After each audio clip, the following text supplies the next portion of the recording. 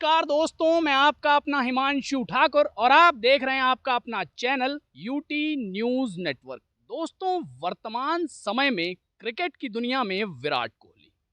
आप बताइए, विराट कोहली को वर्तमान समय में देश ही नहीं बल्कि दुनिया में कौन नहीं जानता। ज़माना जानता है और ज़माना मानता है।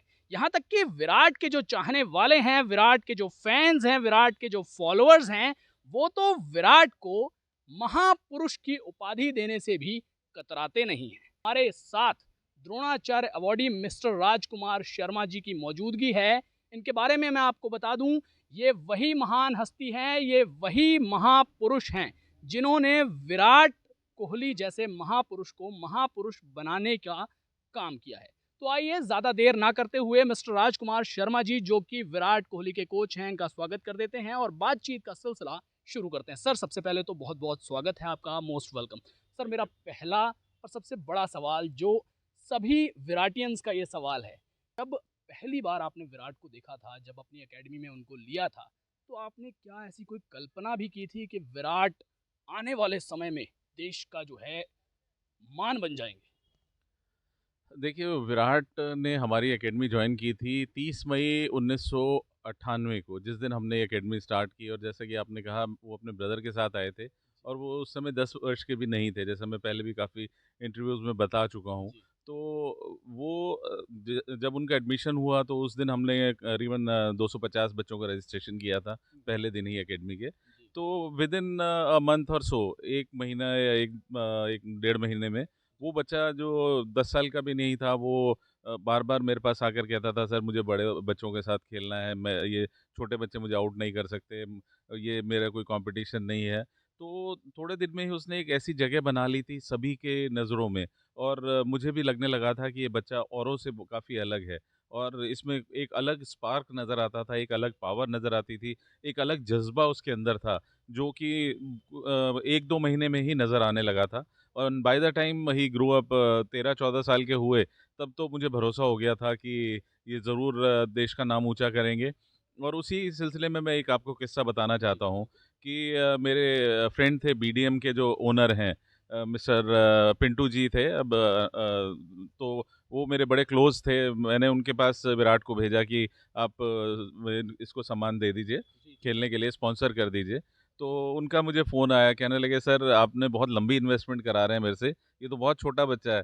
तो मैंने कहा, सर लंबी इन्वेस्टमेंट ज़रूर है, लेकिन आप ट्रस्ट कीजिए मेरी नॉलेज को कि ये बच्चा आपको बहुत लंबा वैल्यू देने वाला है उस ट्रस्ट की। जी।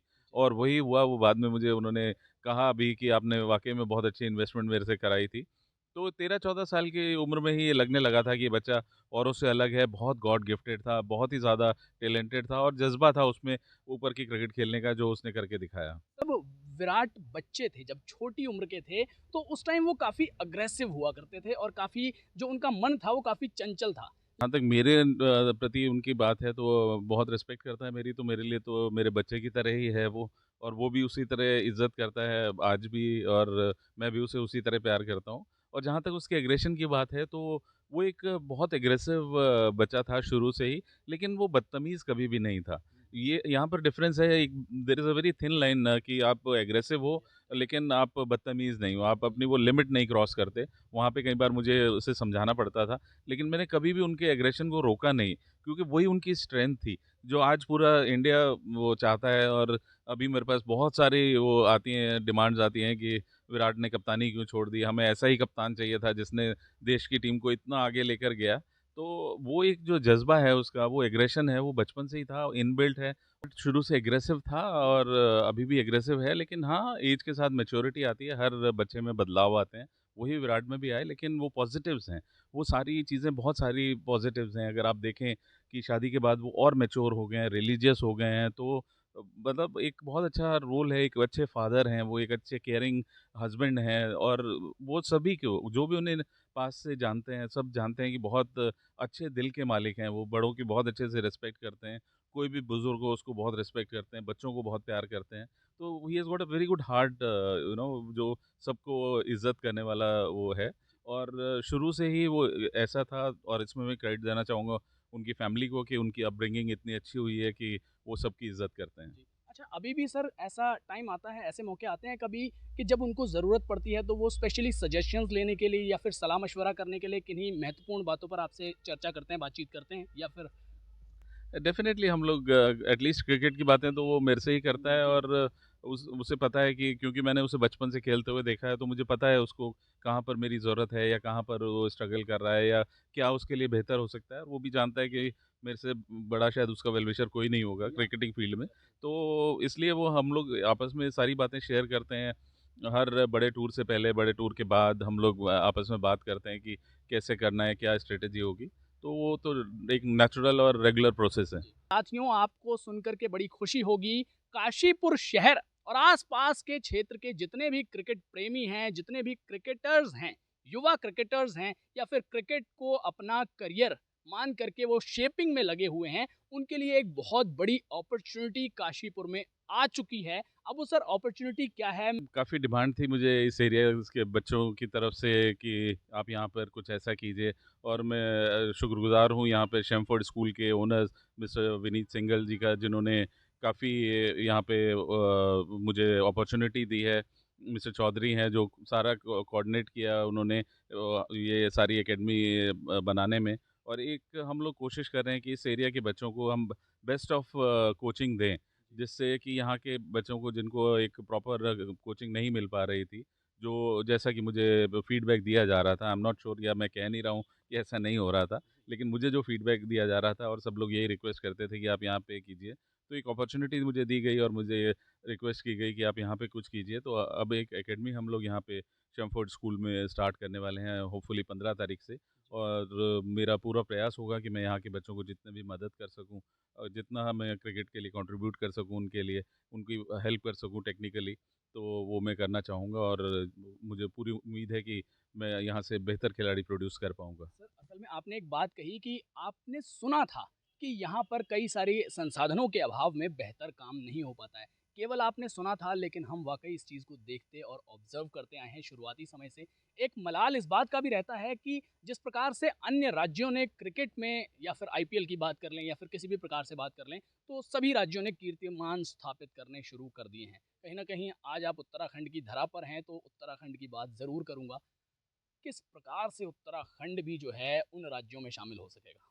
बिल्कुल, बहुत जल्दी हो सकेगा, और जिस तरह की प्रोग्रेस उत्तराखंड ने की है, स्पेशली क्रिकेट में, तो मुझे बहुत खुशी है। और मैं मैनेजमेंट को, यहाँ की एसोसिएशन को बहुत मुबारकबाद देना चाहूँगा कि वो बहुत अच्छे से क्रिकेट यहाँ पर चला रहे हैं। और आगे आने वाले समय में आप देखेंगे कि यहाँ से बहुत अच्छे क्रिकेटर्स निकलेंगे, क्योंकि यहाँ पर बहुत अथाह टैलेंट है। जी, मैं यहाँ के बच्चों को देखता हूँ कि जो पहाड़ से बच्चे आते हैं, वो बहुत शक्तिशाली हैं, मतलब वो बहुत स्ट्रॉन्ग हैं।